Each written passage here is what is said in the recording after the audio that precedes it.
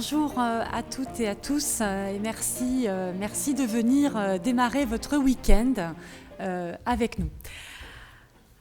Alors, moi, je ne vais pas dire grand-chose. Moi, mon rôle, c'est d'animer, mais celle qui va véritablement pouvoir nous nourrir ce soir, susciter des questions, des envies, répondre même à certaines questions, eh bien, c'est Angélique Gozlan, ici présente, qui a un CV quand même très, très fourni. Donc, Angélique, je vais aller à l'essentiel. Angélique, elle est enseignante-chercheuse, elle est docteure. En psychopathologie et en psychanalyse. Elle est chercheuse, mais elle exerce aussi. Elle exerce en tant que psychologue clinicienne et elle s'intéresse depuis très très longtemps aux réseaux sociaux. Et si je ne dis pas de bêtises, un petit doigt m'a dit que Angélique était la première en France à avoir réalisé une thèse de doctorat sur la thématique des réseaux sociaux. Donc Dieu sait qu'on a beaucoup de chance ce soir d'avoir une experte auprès de nous. Alors, les réseaux sociaux, ils existent depuis maintenant plus de 20 ans. Facile. On les connaît. Facebook, Instagram, TikTok, LinkedIn, etc. Tous ces réseaux sociaux qui ont envahi en fait nos espaces à la fois personnels mais aussi professionnels depuis des années et qui concernent en fait toutes les générations. Les réseaux sociaux, c'est pas pour la génération Z, c'est aussi pour les Y, les X d'avant, donc notre génération pour beaucoup d'entre nous ce soir. Alors on les blâme, on les vante, mais bref, ils sont de toute façon sur le devant de la scène. Alors, il nous a paru important, effectivement, au sein de Rochefort Nouveau Monde, de nous interroger sur les impacts des réseaux sociaux, d'où le choix du titre de la conférence de ce jour. Oui, alors je tourne mon bras là, mais en fait, pour vous, c'est derrière, parce qu'en fait, on a l'écran de retour, je suis désolée. Les réseaux sociaux de l'exposition à la transformation de soi. Et ce choix, il a été évidemment réalisé avec Angélique ici présente. Bon, d'abord, Angélique, ça va ? Ça va très bien. Je me remets là. Ça va ? Ça va très bien. Tout va bien ? Oui, merci. Bon. Est-ce que vous pourriez, Angélique, nous expliquer rapidement pourquoi et depuis quand vous vous intéressez au sujet des réseaux sociaux ? Et en d'autres termes, pourquoi est-ce un sujet essentiel pour vous ? Et avant tout, merci encore une fois d'être avec nous ce soir. Merci à vous de m'accueillir ce soir et puis de me laisser cette place pour discuter d'un sujet qui est passionnant. Merci à Rochefort Nouveau Monde d'organiser ce cycle de conférences qui, j'espère, initiera des questions chez vous et des remarques et des interrogations. Alors, comment je suis venue à ce sujet ? Ça fait plusieurs années que je travaille dessus. Et j'ai commencé en 2007. Alors pour rappel, Facebook est né en 2004 aux États-Unis, mais ce n'est pas Mark Zuckerberg qui m'a attirée, ce sont mes petits patients. Je vais vous donner une petite anecdote pour lancer le sujet. J'étais toute jeune psychologue en 2007 quand je reçois un jeune adolescent qui a 13 ans, qui vient au centre médico-psychologique consulter parce qu'il a des troubles d'opposition. Finalement, quand il vient dans mon bureau, il est très inhibé. C'est un adolescent qui ne parle pas, très peu, qui s'appuie sur la table et qui met sa tête dans ses mains. Et à toutes les questions que je pose, il me répond « je ne sais pas ». Alors je peux vous dire qu'une demi-heure chaque semaine, pendant toute l'année scolaire, quelqu'un qui me répond « je ne sais pas », c'est extrêmement long. Mais surtout, en tant que psychologue clinicienne, ça me remet en perspective, ça me pose question. Qu'est-ce que je ne fais pas pour ce jeune pour ne pas réussir à le capter ? Qu'est-ce qui fait qu'à un moment donné, je vais trouver l'amorce pour l'aider ? Et donc, je lui propose un tas de trucs. Bien sûr, j'ai un super bureau avec des jeux de société, avec des maisons, avec des jouets, avec plein de trucs, des livres, etc. Je lui propose un tas de choses. Et c'est jamais opérant. Non, il n'a pas envie. Je ne sais pas. Alors un jour, je lui dis, écoute, moi aussi, je vais finir par vraiment ne plus savoir quoi faire avec toi. Je ne peux pas travailler avec toi si tu ne veux pas travailler avec moi. Et donc du coup, il me dit, mais madame, vous m'avez proposé tout dans ce bureau, tout, sauf l'ordinateur qui est sur votre bureau. Et pourtant, on pourrait jouer tous les deux là-dessus. Et donc voilà, je commence à créer des thérapies avec une médiation numérique. On commence très bêtement parce que vous savez que les ordinateurs de l'hôpital public ne sont pas grandioses. Donc on va commencer avec le jeu de cartes très traditionnel des jeux des ordinateurs. Et puis du fil en aiguille, on va construire ensemble un vrai jeu de cartes. Et puis on va commencer à parler de ce qui l'intéresse véritablement pour lui dans sa vie et ce qui lui pose problème. Et c'est à partir de là que mon intérêt pour le numérique a opéré. Et à partir de là où je me suis mise à inventer des dispositifs numériques, des dispositifs à médiation numérique, alors des dispositifs jeux vidéo, des dispositifs de groupes de parole culture numérique. Et à chaque fois que je proposais des choses, les adolescents arrivaient au centre, venaient et puis parlaient. C'était donc un moyen, une médiation, pour essayer de les attraper et pour avoir vraiment un support, un étayage d'expression pour eux de leur souffrance. 15 ans plus tard, je suis toujours à l'hôpital public, et oui, c'est un exploit. Mais en tout cas, je suis aujourd'hui responsable d'un projet d'innovation en psychiatrie qui me permet de créer une application de santé mentale pour les adolescents, qui est un réseau social qui met en contact des adolescents avec des soignants, éducateurs, psychologues, psychiatres, infirmières en psychiatrie, des adolescents qui n'ont pas accès aux soins et qui, grâce à cette application, vont commencer à livrer quelque chose d'eux pour que je puisse les ramener dans un circuit de soins plus classique. Alors voilà comment je suis arrivée à ça. Merci Angélique. Mais alors du coup, c'est un parcours extraordinaire. Vous êtes en train de créer un réseau social pour les adolescents, pour les aider, mais on a raté un petit truc avant, c'est la définition d'un réseau social. C'est une application en ligne qui se fonde sur la philosophie et les technologies du net, c'est-à-dire que nous sommes tous créateurs de ces réseaux sociaux, puisque nous créons le contenu qui est sur ces réseaux. Et donc, en effet, ça permet d'être en contact, d'avoir des amis, de communiquer, de draguer, de regarder le monde qui nous entoure, de s'informer. Et puis, voilà, ça implique 3 enjeux pour nous, c'est-à-dire le partage d'informations, de contenus, d'images, d'émotions, de plein de choses comme ça. Et ça implique une mise en visibilité de soi. Nous sommes rendus visibles à des milliers de personnes quand nous sommes sur les réseaux sociaux. Et bien évidemment, ça nous permet d'être dans des communautés virtuelles, et nous verrons quel est l'enjeu de ces communautés. Merci beaucoup Angélique. Donc là, ça y est, on a le cadre qui est clairement posé. Donc on va avancer dans l'exposé, et une question qui suit la précédente, c'est qui utilise les réseaux sociaux ? Y a-t-il un portrait type ? Alors aujourd'hui, sur la population mondiale, on est à plus de 60% de la population qui utilise les réseaux sociaux. Vous voyez que c'est énorme. Bien évidemment, ce qui nous intéresse, c'est que nous sommes tous quasiment sur un réseau social, qu'on ait 16 ans ou 64 ans.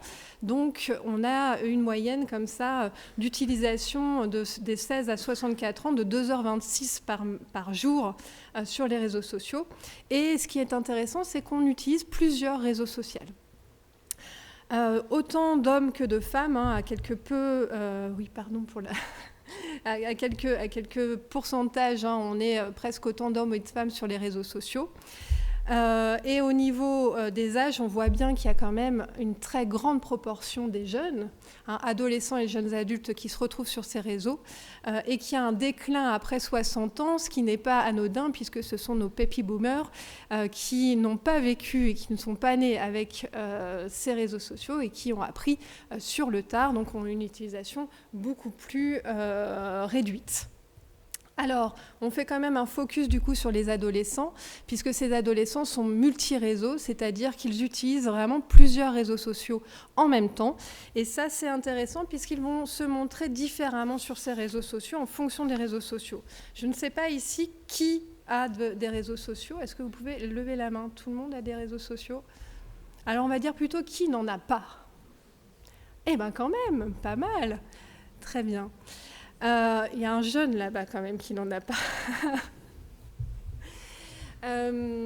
Donc les ados, eux, ils vont avoir YouTube, ils vont avoir bien évidemment Snapchat, Instagram, Reddit, TikTok. Est-ce que tout ça, ça vous parle ou c'est complètement nébuleux? Ça va? Vous avez un petit peu quand même des notions de réseau social? Bon, alors ils vont être sur tous ces réseaux sociaux et ils vont être hyper présents. Leur présence va s'intensifier, se diversifier, mais surtout ils ne vont pas utiliser les réseaux sociaux de la même manière. C'est-à-dire que Snapchat, par exemple, ils vont l'utiliser pour communiquer avec leurs copains. Instagram, ça va vraiment être pour suivre des influenceurs, pour se mettre en image, pour essayer de gagner en célébrité. Alors que YouTube, par exemple, ça va être pour s'informer.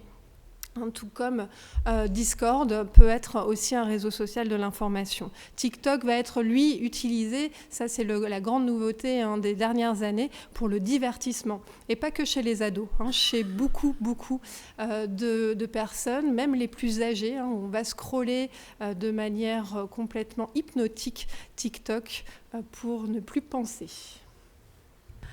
Je vois qu'il y a du vécu dans la salle. Et ça parle. Donc Angélique, on a défini ce qu'étaient les réseaux sociaux. On vient d'avoir un rapide panorama de qui utilise les réseaux sociaux. On peut dire que c'est intergénérationnel, même si effectivement, on voit que chez les jeunes, il y a une utilisation multi-réseau. Question qui suit, à quoi ça sert un réseau social ? Alors on peut se dire, en tout cas ça a été l'objet de ma question de recherche initiale, que si on est autant sur les réseaux sociaux, c'est bien que ça correspond à un besoin ou à des besoins. Alors pour serrer un petit peu ces besoins, je vous en propose 3. Le premier, c'est bien évidemment la socialisation, puisque quel que soit l'âge, qu'on ait 12 ans, 13 ans ou 60 ans... Alors juste précisons ce qu'est RSN. Réseaux sociaux numériques, puisque bien évidemment, il y a des réseaux sociaux qui ne sont pas numériques, qui sont dans la vraie vie. Et là, on parle vraiment des réseaux sociaux numériques. Alors, la socialisation, c'est un des premiers besoins de l'être humain, puisque nous sommes des individus fondamentalement en relation avec un autre, et ce, même avant la naissance. Donc, qui ici n'a pas, sauf ceux qui n'ont pas de réseaux sociaux que j'ai bien repérés, il y a un petit rang là au milieu, n'a pas cherché sur Facebook ou sur Instagram un ami d'enfance perdu depuis des lustres, ou n'a pas essayé de créer un événement avec ses quelques amis de la vraie vie sur ces réseaux sociaux. En tout cas, les réseaux sociaux vont participer à échanger, à être en relation, à être en lien avec autrui, avec des amis, qui soient proches ou lointains. On va aussi se regrouper en communauté virtuelle, ce qui va donner l'impression de faire partie d'une sphère sociale, d'appartenir à un groupe, ce qui est extrêmement important pour l'individu aussi. Et donc, dans ces groupes, on va avoir aussi des sensations comme ça, de se sentir soutenu, parce que, par exemple, on traverse un événement de vie douloureux. Là, il y a eu un grand effet de mode sur la dépression postpartum sur Instagram, où véritablement, il y avait des communautés de soutien autour de cette question-là, qui a été une question très taboue les dernières années et qui maintenant se révèle. On va aussi trouver, grâce aux communautés, des solutions à des problèmes de peau, problèmes de divorce ou autres, etc. Et on va partager des astuces de cuisine, de maquillage, plein de tutos, en veux-tu, en voilà. Ça va être aussi un moment agréable de partager ces centres d'intérêt avec autrui. Le second besoin, c'est de satisfaire, de rassasier ce que les psychanalystes appellent la pulsion scopique, c'est-à-dire le regard, et la pulsion épistémophilique, c'est-à-dire le savoir. C'est-à-dire que l'être humain, vous le savez tous, est curieux, et c'est bien pour ça qu'il a autant évolué sur ces millénaires. Donc les réseaux sociaux vont ouvrir un monde qui jusqu'alors n'était pas accessible à tous. Aujourd'hui, on peut tout voir, tout apprendre, tout connaître grâce aux réseaux sociaux et à Internet. Donc, les réseaux sociaux vont satisfaire cette curiosité fondamentale de l'être humain et ce besoin d'apprendre. Le troisième besoin que satisfont les réseaux sociaux, c'est le narcissisme. Et ce n'est pas du tout péjoratif, nous sommes des êtres fondamentalement narcissiques. Qu'est-ce que ça veut dire ? Ça veut dire que nous avons besoin d'être aimés, nous avons besoin d'aimer aussi. Dans cet aller-retour, nous nous sentons bien reconnus et nous sentons que nous avons une existence et une utilité à être ici dans ce monde. Les réseaux sociaux offrent cette illusion. Et c'est bien une illusion qu'en se racontant, qu'en se montrant, qu'en se dévoilant, eh bien, nous trouvons des milliers de regards qui nous font croire qu'avec des likes et des followers, nous pouvons être aimés par tous. En effet, en 2023, Narcisse ne regarde plus son reflet dans la rivière, mais il regarde l'écran miroir pour admirer son reflet qui, finalement, se cache derrière des photos filtrées. Vous savez qu'Instagram ou TikTok proposent des filtres pour s'embellir. Et nous pouvons du coup suivre le dernier voyage de Narcisse en Namibie, qui attend impatiemment d'avoir une tonne de petits cœurs comme ça qui se profilent sur son écran pour avoir la preuve de l'amour des autres pour lui. Alors, tout est fait sur les réseaux sociaux pour mettre en valeur l'utilisateur. Un profil pour se raconter, des photographies pour se montrer, des filtres pour se trouver beau, des amis pour se sentir entouré et des applications pour s'amuser. On est vraiment ici sur le lieu du narcissisme. Encore pire, ou mieux, c'est que grâce aux réseaux sociaux, nous pouvons survivre à la mort. C'est-à-dire que les réseaux sociaux vont alimenter ce fantasme très narcissique de l'immortalité de soi. Tous, nous ne voulons pas voir la mort. Et donc, du coup, grâce aux réseaux sociaux, je peux perpétuer mon image, pérenniser ce que je suis. Et d'ailleurs, il y a plein de comptes, de profils de réseaux sociaux de personnes décédées qui sont encore actifs aujourd'hui, en tout cas en ligne. Les réseaux sociaux sont donc bien des lieux d'exposition de soi, comme on l'a entendu dans notre titre, qui vont répondre aux besoins narcissiques et pulsionnels, et qui sont aussi des lieux de rencontre de l'objet. En psychanalyse, l'objet, c'est l'autre, l'autre différent de moi, et qui vont être des pseudo-lieux de socialisation dans lesquels être aimé et aimé en retour.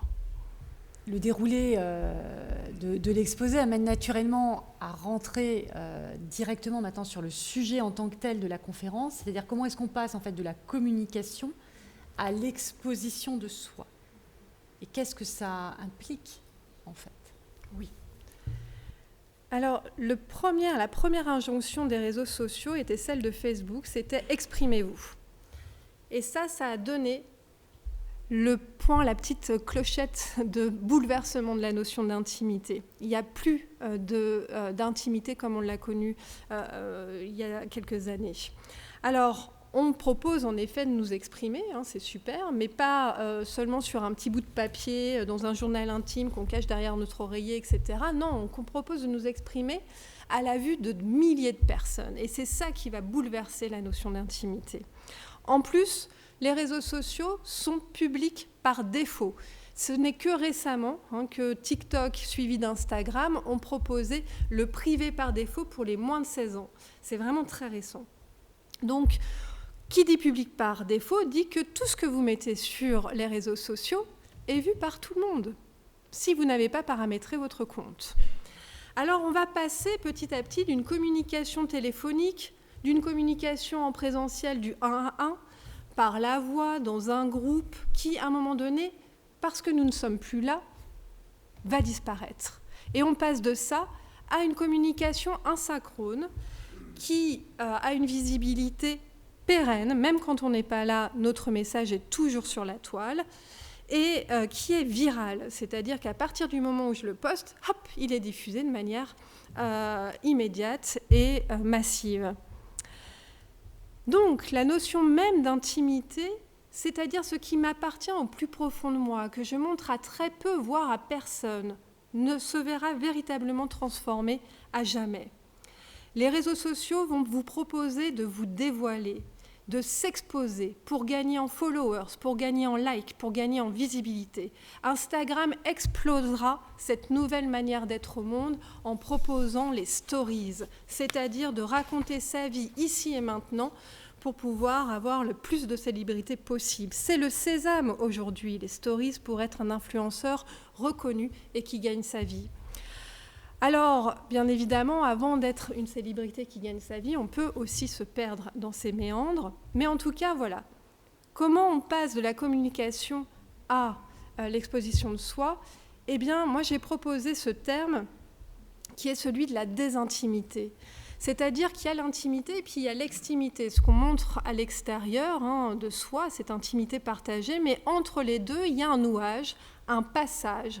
C'est-à-dire que ce que vous allez mettre sur la toile, ce tout petit contenu qui vous paraît anodin, mais qui dit quelque chose de vous, une pensée, une opinion, une image de mes dernières vacances ou de mon petit-fils ou de je ne sais quoi, ce petit contenu que vous déposez sur la toile, à partir du moment où vous le mettez sur la toile, il ne vous appartient plus.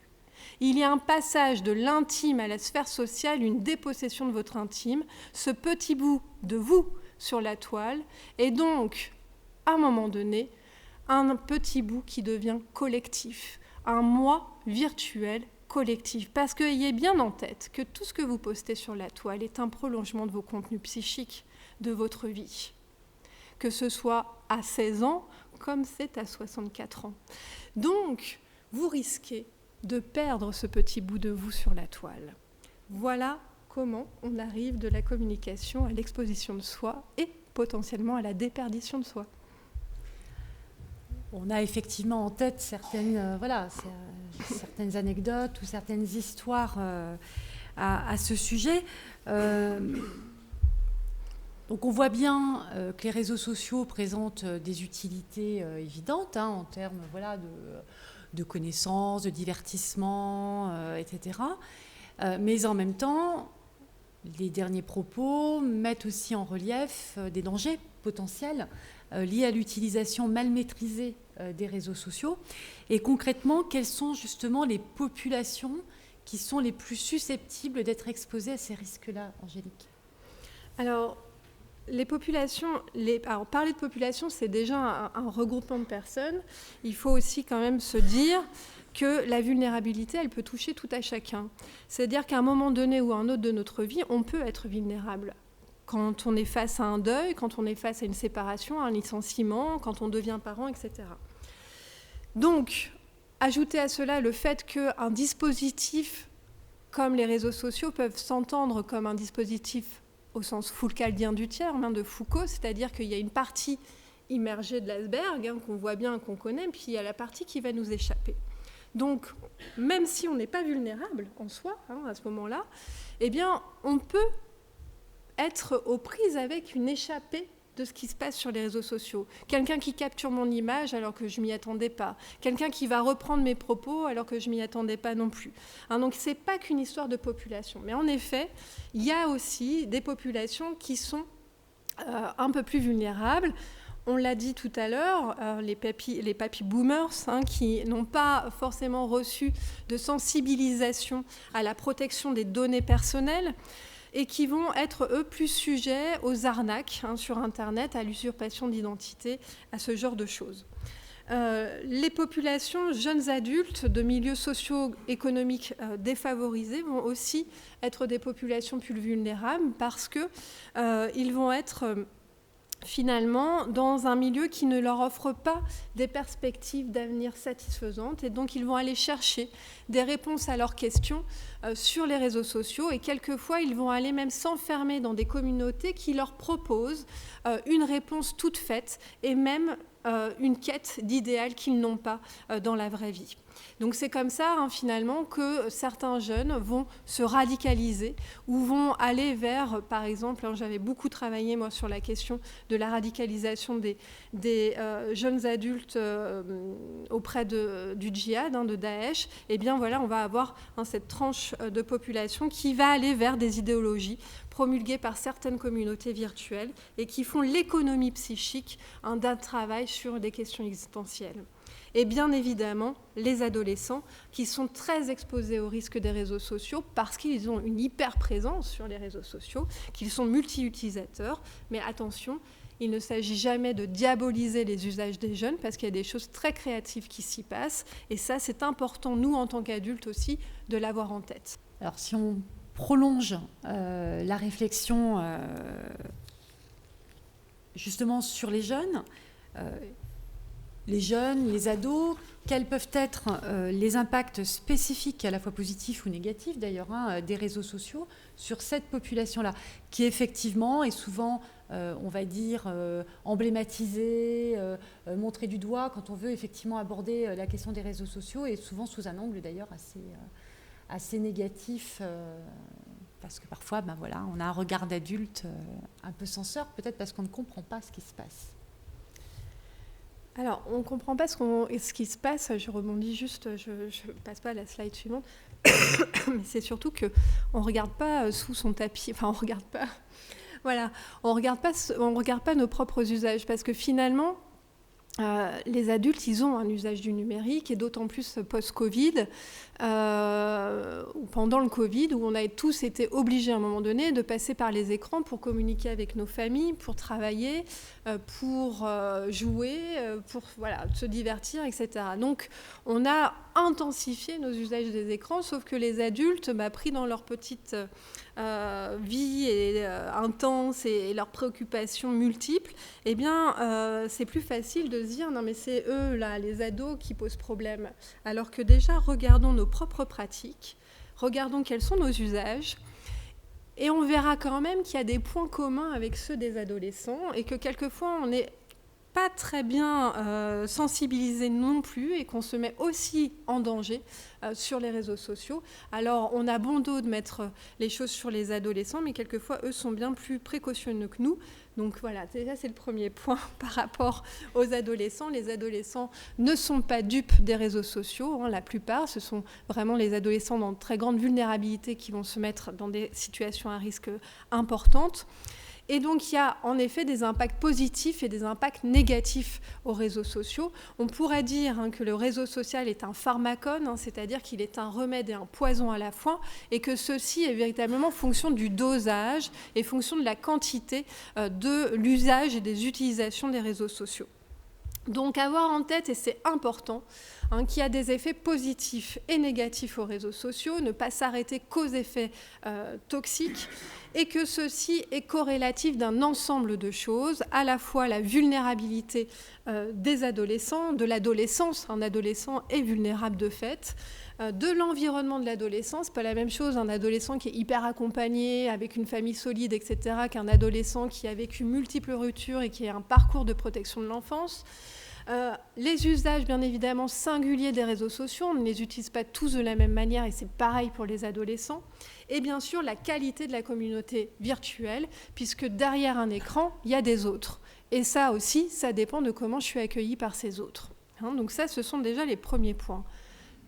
J'avance sur la question des impacts positifs. Il y a des impacts positifs, on l'a vu, je n'y reviens pas, sur la socialisation, qui permettent aux adolescents de se créer un groupe en dehors du regard parental. N'oublions pas qu'un passage réussi de l'adolescence est le passage de la sphère familiale à la sphère sociale. Donc les réseaux sociaux vont participer à cet enjeu-là. Bien évidemment, la quête identitaire, ça participe à la quête de l'adolescent sur ses identités, mais aussi sur ses identifications. Il va aller chercher des réponses à ses questions, à ses doutes, à ses inquiétudes sur les réseaux sociaux, auprès de ces fameuses communautés virtuelles. Alors bien sûr, il va bien tomber ou il va mal tomber, ça dépend de sa navigation. Mais il y a aussi toute une phase de test, c'est-à-dire qu'en fonction des réseaux sociaux, je vais me mettre en image différemment, et puis je vais voir comment les autres me valident ou pas. Et à partir de là, je vais petit à petit cerner comment je peux être aimée, comment je peux créer mon identité pour m'insérer dans la sphère sociale. Et ça, c'est un élément important, et c'est bien pour ça qu'il se joue des avatars sur les jeux vidéo, qu'il se joue des filtres, qu'il se joue de multiples profils dans le même réseau social. C'est véritablement pour faire ces expériences identitaires, ces expériences d'identification, et pour trouver finalement le qui je suis dans ce monde aujourd'hui. Et tout ça va participer à ce que j'ai appelé la virtuelle essence, c'est-à-dire ce processus qui va étayer la transformation du processus adolescent, c'est-à-dire le narcissisme, la mise en relation avec autrui, la question de l'identité sexuée, sexuelle, et bien évidemment le déploiement des relations sociales et intersubjectives. Alors, quand on pense réseau social, on pense forcément acteurs, celles et ceux qui constituent, qui participent à ce réseau social, mais on a en fait une multitude d'acteurs différents. Et notamment, il y en a un dont le terme a été prononcé tout à l'heure et qui sont absolument fondamentaux, à savoir les influenceurs. Donc Angélique, qu'est-ce qu'on peut dire des influenceurs aujourd'hui sur les différents réseaux sociaux qu'on a évoqués? Alors, du coup, je passe ma slide sur les risques. Les influenceurs, c'est un nouveau terme en effet, mais en fait, c'est pas si nouveau que ça, les influenceurs. Les influenceurs, c'est un terme marketing en premier lieu. Ça veut dire que finalement, ils sont là pour opérer une influence sur notre mode de consommation. On les voit émerger, ce sont des gens qui vont utiliser leur vie, qui vont la mettre en scène et qui vont placer tout doucement des produits à vendre pour une crème de jour, un sac Gucci ou tout autre produit. Mais ayons quand même en tête que l'influence a toujours existé. Elle ne passait certes pas par les réseaux sociaux, elle passait par la culture, par la famille, par la religion, par un tas de choses. Mais aujourd'hui, elle trouve une autre scène. Et quelle scène? Celle des réseaux sociaux, celle qui est la plus visible par le plus grand nombre de gens, puisque nous l'avons vu tout à l'heure, plus de 60% de la population mondiale est sur ces réseaux sociaux. Donc finalement, c'est génial, puisqu'on a une vitrine fabuleuse pour acheter, vendre des produits. Les influenceurs ont une place considérable donc, dans notre façon de consommer, mais aussi de se raconter, puisqu'ils vont montrer une façon d'être au monde. Ils vont montrer une façon aussi de se parler, de se raconter. Et ça va aussi être des modèles finalement d'identification pour certains, en mal d'identification dans notre société actuelle. On peut en effet se dire que les influenceurs aujourd'hui sont véritablement de nouveaux modèles identificatoires. Et alors le problème, c'est qu'il y a des influenceurs qui sont de très bons modèles identificatoires, qui vont nous donner à penser des opinions, à penser à une présence au monde, à essayer de se rattacher à des causes humanitaires, sociales, etc. Puis il y en a d'autres qui sont plutôt issus de la télé-réalité, où là, ce qui est important, c'est véritablement l'enveloppe corporelle et qui vont aller plutôt sur des choses où on va faire de la chirurgie esthétique et qui vont créer d'autres troubles comme la dysmorphophobie, etc. chez ceux qui les suivent. Un autre point important sur la question des influenceurs, c'est qu'on ne doit pas oublier que les influenceurs, leur importance est corrélative de la situation d'influence. Et si nous suivons de plus en plus d'influenceurs, si nous suivons de plus en plus ces rêves que les influenceurs nous offrent, ces vies rêvées à Dubaï, où finalement j'ai des maisons extrêmement grandes, des voitures de luxe, une beauté incroyable, sans faire beaucoup d'efforts finalement, c'est bien qu'elles répondent, ces images-là, répondent à une situation aujourd'hui qui est une situation d'influence, une situation de crise mondiale, qui implique pour tout à chacun une grande vulnérabilité, avec des angoisses, du devenir, de la mort, des affects dépressifs. Et dans cette période de vulnérabilité, il y a bien sûr plus de risques ou de chances, ça dépend de quelle rive on se place, de quel point de vue on est, que le discours de l'influenceur change le rapport de l'individu au monde, influence sa pensée, ses opinions, et quelquefois l'enferme dans des idéologies totalement illusoires. Donc, il est important de savoir choisir ses influenceurs, mais pas que les adolescents, les adultes aussi, pour être de bons conseils pour nos jeunes aujourd'hui. Alors Angélique, on arrive dans la dernière partie de cette conférence, avant de laisser le public réagir, poser ses questions ou témoigner. Une dernière question qu'on a choisie ensemble parce qu'il nous semblait important d'en parler, puisque c'est souvent aussi un sujet qui revient quand on aborde la question des réseaux sociaux.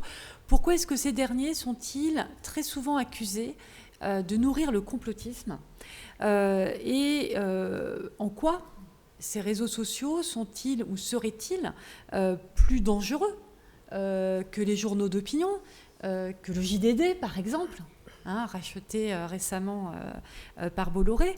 Est-ce que vous pouvez nous expliquer un petit peu ça en quelques mots? Je vois notre timekeeper qui commence à s'agiter sur sa chaise, mais néanmoins c'est une question importante.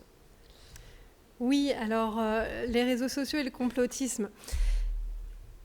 Alors plus dangereux parce que beaucoup plus ample, beaucoup plus utilisé, beaucoup plus vu bien évidemment, mais rappelons quand même que pendant la Seconde Guerre mondiale, il n'y avait pas de réseaux sociaux et que la propagande est passée par les affiches et par les journaux écrits. Donc à un moment donné, il y a quelque chose aussi qui est tout relatif à la dangerosité. C'est les personnes qui sont derrière et le discours qui opèrent, qui font la dangerosité. Et les réseaux sociaux sont un médiateur, sont un diffuseur d'informations. Bien évidemment, les réseaux sociaux, ce sont le nid de la viralité, puisque le web 2.0, ce sont vous et moi qui créons le contenu. Donc il y a de tout, des fausses informations, des vraies informations, des informations scientifiques, des informations non fondées, et tout ça dans un melting pot, et on ne peut pas se repérer clairement. Les jeunes sont beaucoup plus à utiliser cette source d'information pour s'informer, YouTube, Google Actualité, Twitter, etc. Ils vont aussi aller voir Le Monde, Libération, etc. Mais le problème, c'est qu'il faut payer les articles. Donc on ne peut pas les avoir en intégralité. C'est bien plus facile d'avoir l'info sur Twitter en quelques mots. Et ça aussi, c'est un point qui fait qu'on va vers le complotisme. C'est-à-dire que l'information sur Internet aujourd'hui, sur les réseaux sociaux, et ça a été lancé par Twitter, c'est un format très court qui va avec notre société de l'immédiateté, de la rapidité. On parle aujourd'hui de snacking, c'est-à-dire qu'on va consommer de l'information en petits bouts, on picore ici et là, finalement. Et puis, l'accès à l'info, elle se doit être courte, brève, et c'est pour ça que Combini, par exemple, ou Brut sont des formats qui fonctionnent très bien. Il y a une image tape à l'œil, il y a un rythme soutenu et une information très synthétique.